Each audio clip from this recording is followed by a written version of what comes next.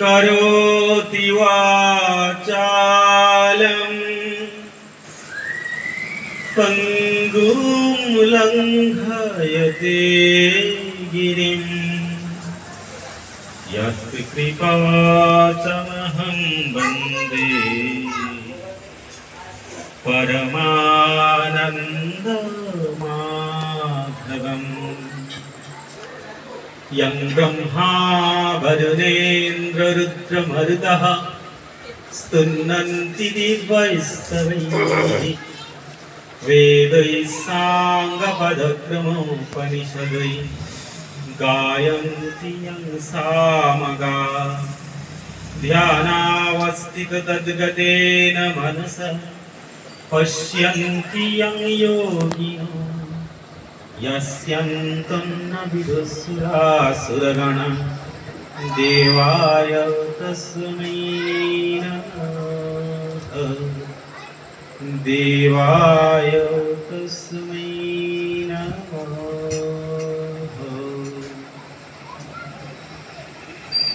এখানে উপস্থিত শ্রদ্ধেয় গুরুদেবের পাদপদ্মে আমার সহস্র কোটি প্রণাম, দণ্ডবৎ প্রণাম। উপস্থিত সমস্ত সাধু গুরু বৈষ্ণব, সেই সঙ্গে পথ চলতি মানুষ যারা চলতে চলতে ভগবত কথা কানে শোনার সুযোগ পাচ্ছেন, যারা গর্বের মধ্যে থেকেও ভগবত প্রসঙ্গে মনোনিবেশ করে রেখেছেন, সেই সঙ্গে যারা আসার চেষ্টা করেও আসতে পারেননি কিন্তু বাড়িতে থেকে কোনো এক জায়গায় স্থির হয়ে বসে কান পেতে আছেন, প্রত্যেককে চরণে আমার দণ্ডবৎ প্রণাম। শ্রীমদ্ ভগবত গীতা এ নিয়ে আলোচনা করতে গেলে তো একটু মহিমাও বলার প্রয়োজন। শ্রীমদ্ ভগবত গীতা এখন সর্বাধিক প্রয়োজনীয় একটা গ্রন্থ আমাদের জন্য, যা ধর্মশাস্ত্র তো অবশ্যই। বিগত দিন এই নিয়ে কয়েকবার আলোচনা হয়েছে আপনাদের এই ওড়িশাতে দণ্ডকারণ্যে বিভিন্ন গ্রামে। খুব ছোট্ট ছোট্ট বিষয় যদি একটু আমরা স্মরণ করতে পারি, যে শ্রীমদ্ ভগবত গীতাকে বলা হয় গুহ্য শাস্ত্র।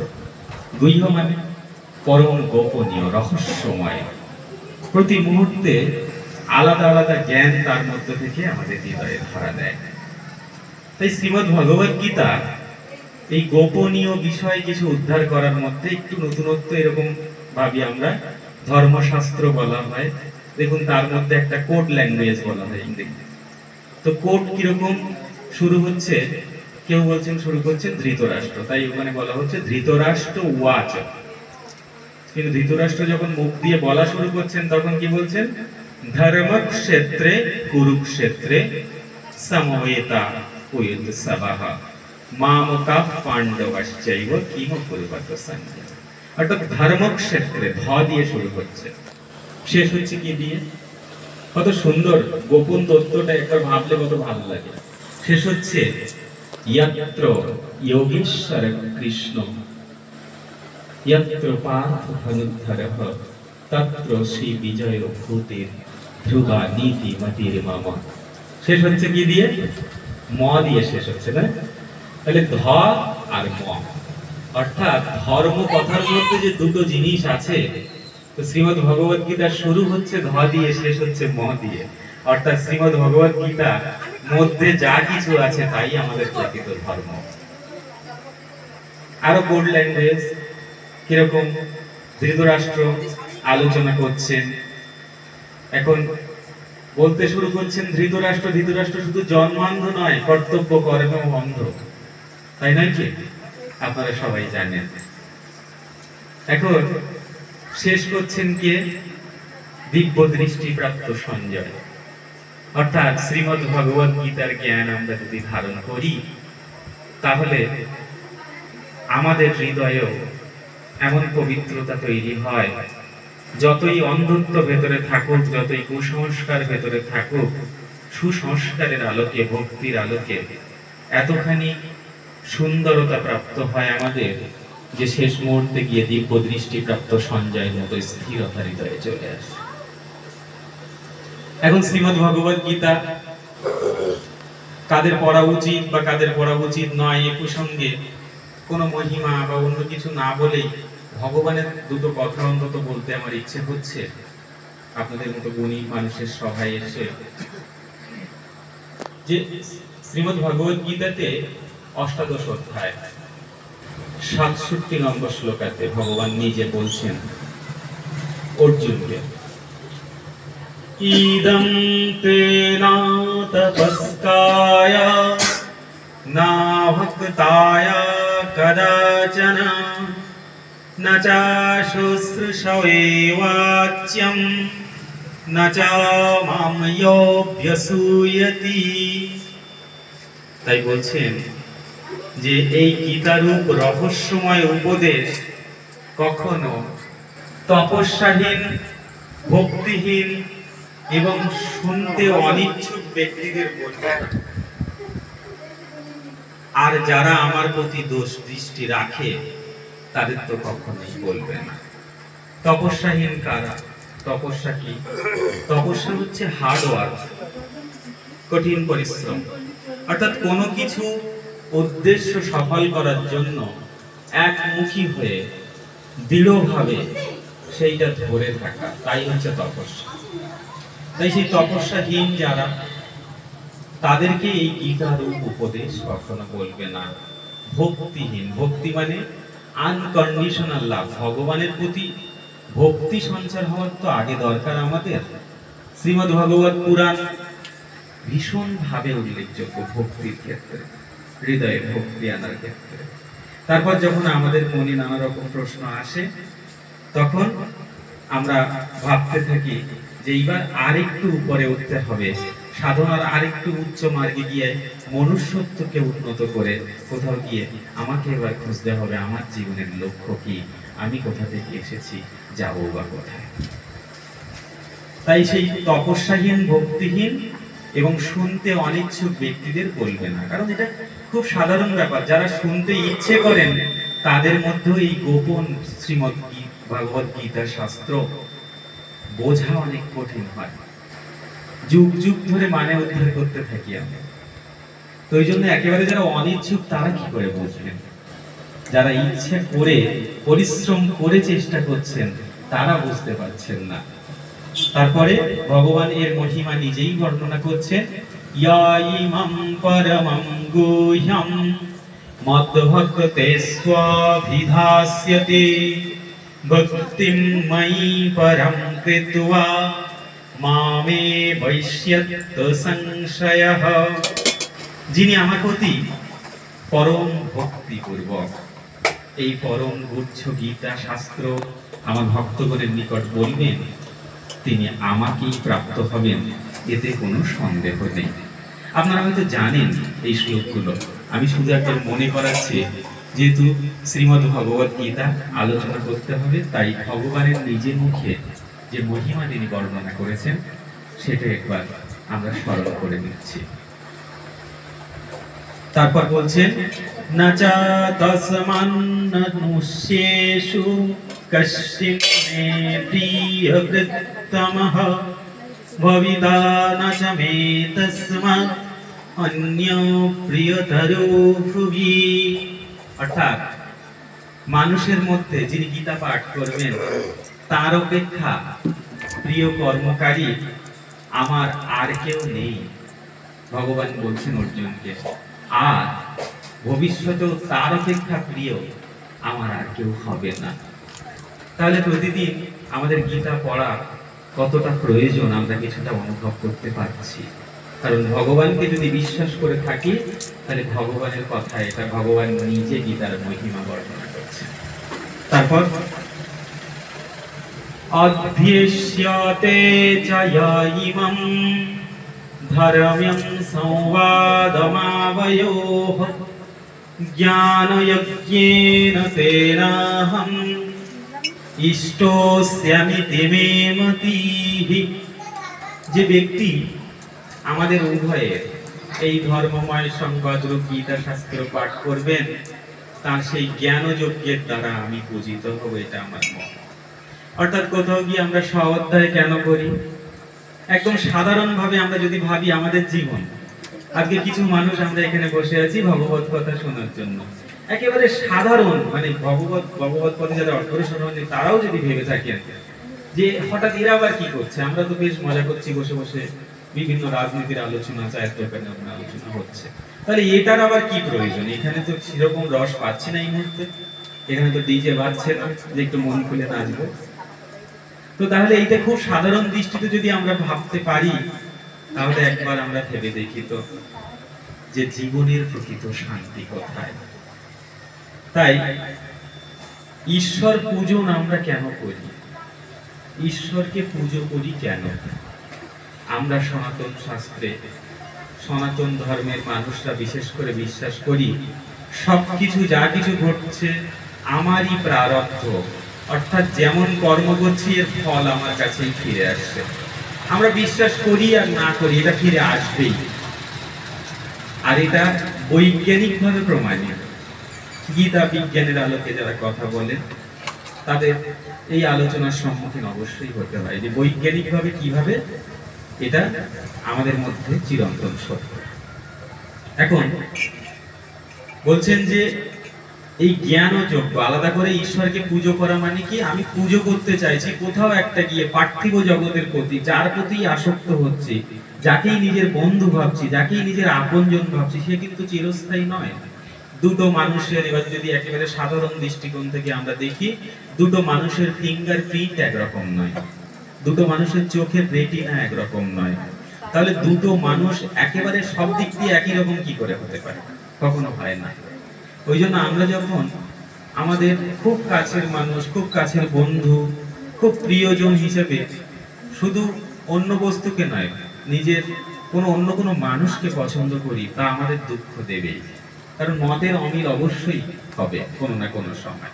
তাই আমরা ভগবানের পাদপদ্মে গিয়ে কোথাও গিয়ে নিজেকে খোঁজার চেষ্টা করি, নিজের সঙ্গে নিজে ভালোবাসার চেষ্টা করি, নিজের সঙ্গে নিজে ভালো থাকার চেষ্টা করি, কারণ ভগবান আমার মধ্যেও বিরাজমান।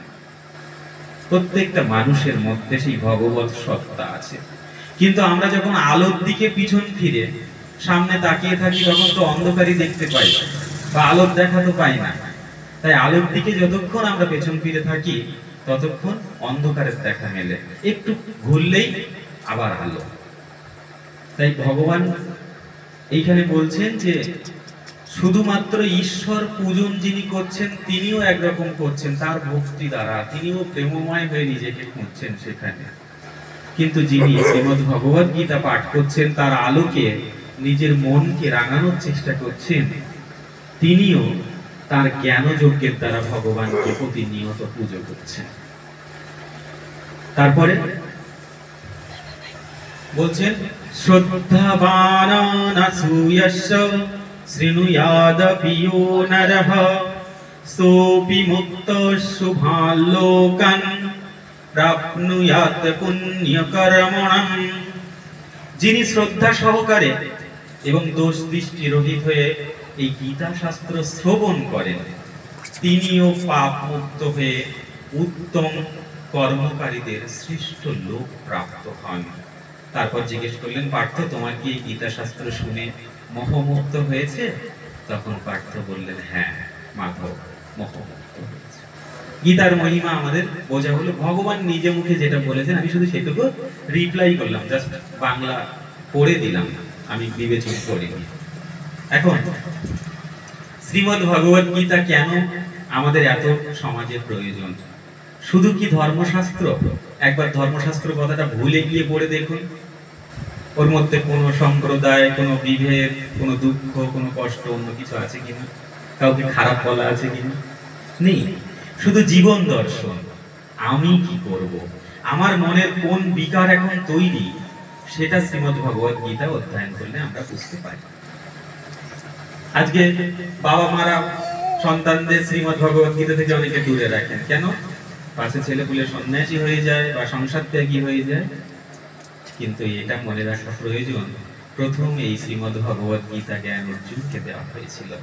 আর অর্জুন সারা জীবন সংসার থেকে গার্হস্থ্য ধর্ম পালন করেছিলেন। কিন্তু এই যে উপনিষদে আছে, তেন ত্যক্তেন ভুঞ্জিতা ঈশাবাস্যমিদগম সর্বম ইয়ৎকিঞ্চ জগত্যং জগতো তেন তস্যেন ভুঞ্জিতা মা গৃহপস্য সিদ্ধনাম।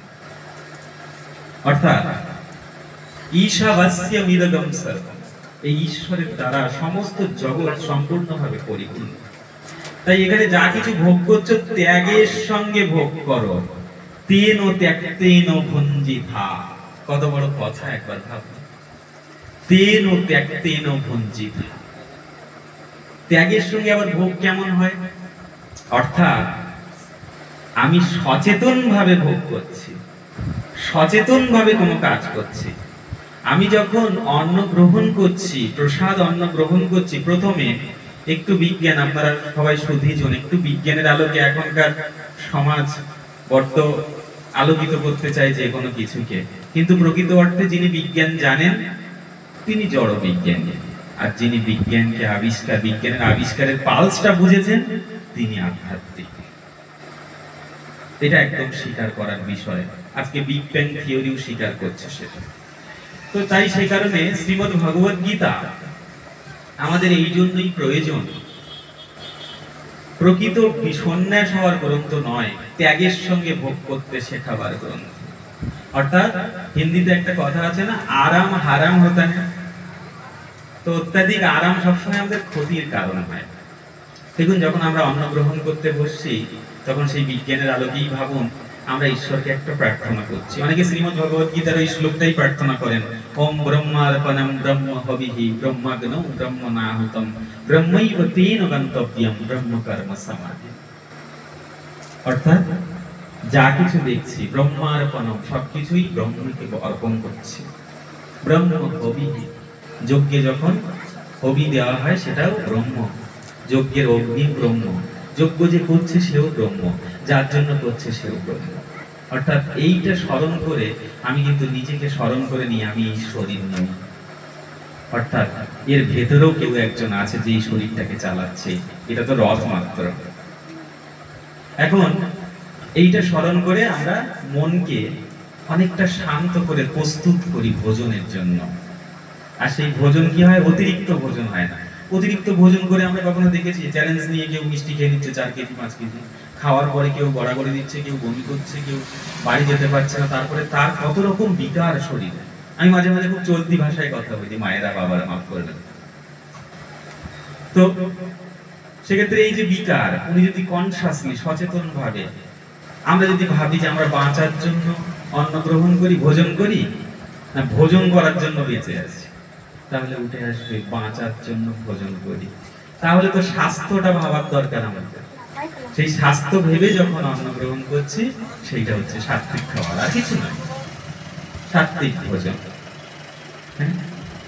তো সেই জন্য শ্রীমদ্ ভগবত গীতা আমাদের প্রকৃত জীবনকে সঠিকভাবে বাঁচার জন্য কি করা প্রয়োজন সেটা শেখায়, যে কোনো ক্ষেত্রে বিজয়ী হওয়ার জন্য কি করা প্রয়োজন সেটা শেখায়। আজকের সন্তানরা তারা যদি শ্রীমদ্ ভগবত গীতা অধ্যয়ন করে, তারা আলোকে নিজেকে আলোকিত করে, তাহলে অবশ্যই তারাও আগামী দিনের অর্জুন হবে। তো ওই জন্য শ্রীমদ্ ভগবত গীতার এবার শুরুটা আমরা যদি দেখি, তাহলে শুরু করবো কোথা দিয়ে? সমাজ দর্পণে দেখবো, আমরা একদম সাধারণ দৃষ্টিকোণ দেখবো যে প্রথম শুরু হচ্ছে বিষাদ যোগ, অর্জুন বিষাদ যোগ। অর্জুন বিষাদ যোগে অর্জুন কি বলছেন যে একটা যুদ্ধক্ষেত্রে সবাই উপস্থিত, যুদ্ধক্ষেত্রের পরিস্থিতিটা কম বেশি সবাই জানেন। এরপরে লীলা কীর্তন আছে, ছোট ভাই লীলা কীর্তন করুন, অসাধারণ লাগবে আমাদের, আমরা সবাই দেখবো, আনন্দ করবো। তো খুব সংক্ষেপে আলোচনা, শ্রীমদ্ ভগবত গীতা মানে ওই একটা অধ্যায় নিয়ে অন্তত যে কটা শ্লোক সেই কদিন চিন্তন করলে তবেই হৃদয়ে তা ধারণ করা কিছুটা সম্ভব। তাই আজকে যে কথা বলছিলাম আমি, যে সংসারে আমাদের এমন কোনো ব্যক্তি আছে বিষাদ নেই মনে, দুঃখ নেই। বিষাদ মানে তো দুঃখ, তাহলে দুঃখ নেই এমন কোনো ব্যক্তি আছে যে দুঃখ নেই? এবার দেখুন বিষাদ যোগ, দুঃখকে বিষাদ যোগে পরিণত করবো কি করে। তাহলে যোগে পরিণত মানে দুঃখকে ভেবে, দুঃখের কারণটা পরিপূর্ণভাবে বুঝে যখন আমি ঈশ্বরের সঙ্গে যুক্ত হতে চেষ্টা করব, যুক্ত হতে পারবো, সেটাই হলো যোগ। তখন সব দুঃখের নাশ হয়ে যাবে।